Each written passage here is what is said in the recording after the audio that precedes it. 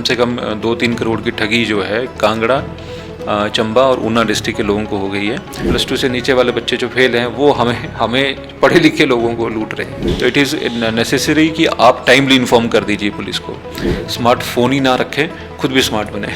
तो मैं आपको सभी से बचने के लिए एक तरीका बताता हूँ। Hi, my name is Avantika. Welcome to the News Radar. Please join us for a special interview with Police Official Hitesh Lakhanpal as he highlights the need and awareness for cybercrime. So, sir, how do you stay updated with the latest cyber threats and?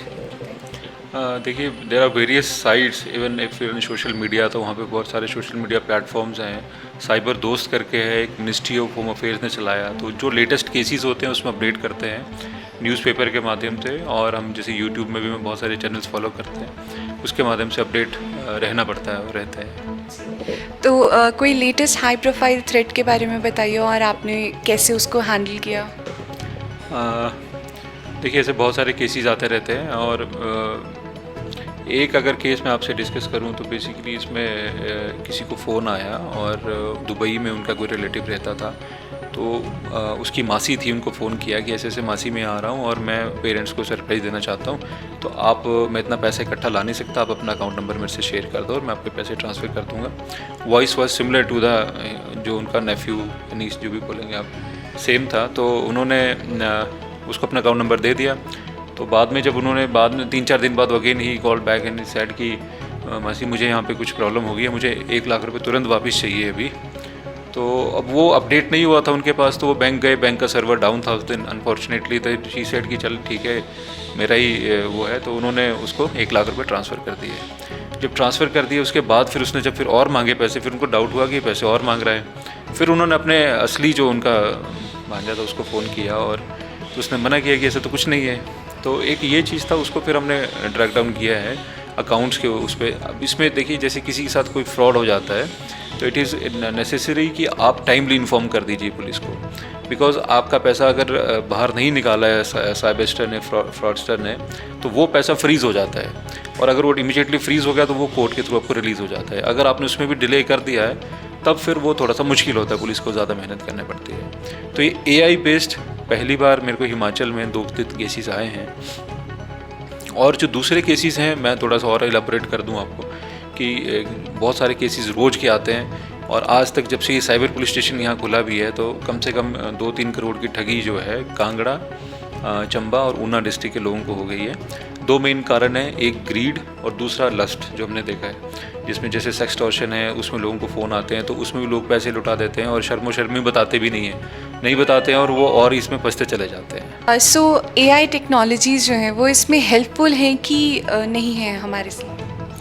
जैसे technology है, इस बून और Ben दोनों चीज़ें होती हैं, depend करता है हमारे ऊपर। हमारे लिए टेक्नोलॉजी बहुत अच्छी है, बट साइबर जो फ्रॉडस्टर्स है उनके लिए भी वो भी यही कहते हैं कि हमारे लिए भी बहुत अच्छी है। जैसे कि आप देखेंगे, पहले ईमेल्स आती थी, आपको कोई लॉटरी के मैसेजेस आते थे, उसमें बहुत सी मिस्टेक्स होती थी जो कि अच्छा पढ़ा लिखा आदमी पता लगा लेता था कि ये फ्रॉड है। पर जैसे अब ChatGPT करके सॉफ्टवेयर आ गए हैं, उससे आपकी इतनी अच्छी ईमेल ड्राफ्ट होने वाली है कि आप बता ही नहीं पाओगे कि ये फ्रॉड है कि ये रियल है। तो ये दोनों चीज़ें हैं। तो सर क्या स्टेप्स लेते हैं आप लोग इन्वेस्टिगेशन का, सबसे पहला स्टेप, और फिर कैसे उसको ट्रैक करते हैं? सबसे पहला स्टेप है, आपको बताऊं मैं कि गवर्नमेंट ऑफ इंडिया इसमें बहुत काम कर रही है। तो I4C करके एक सेंटर बनाया है, तो और साथ ही साथ साइबर पोर्टल बनाया है। साइबर पोर्टल आप गूगल में भी टाइप करके जा सकते हैं, और आप एज ए कंप्लेनेंट उसमें कंप्लेंट दे सकते हैं, और पुलिस को भी आप 1930 जो है पैन इंडिया साइबर क्राइम का ऑल इंडिया नंबर है, उस पर आप रिपोर्ट कर सकते हैं, और लोकल पुलिस स्टेशन में रिपोर्ट कर सकते हैं। जैसी रिपोर्ट हमारे पास आती है हम इसमें फीड करते हैं जो हमारा साइबर क्राइम पोर्टल है, और ऐसे ही मैसेज जो हैं कंसर्न बैंक अकाउंट्स को बैंक्स को चले जाते हैं, ताकि उनके जो बैंक अकाउंट हो फ्रीज़ हो जाएं, या फिर अगर क्योंकि ट्रेल बनती है इसमें, मेरे बैंक अकाउंट से आपने ले लिया, आपसे आगे कर दिए, जिसने भी फ्रॉड से उसने या तो शॉपिंग कर लेगा या आगे कुछ और कर देगा, पैसे किसी और अकाउंट में ट्रांसफ़र कर देगा, तो हम वो ट्रेल को रोक लेते हैं।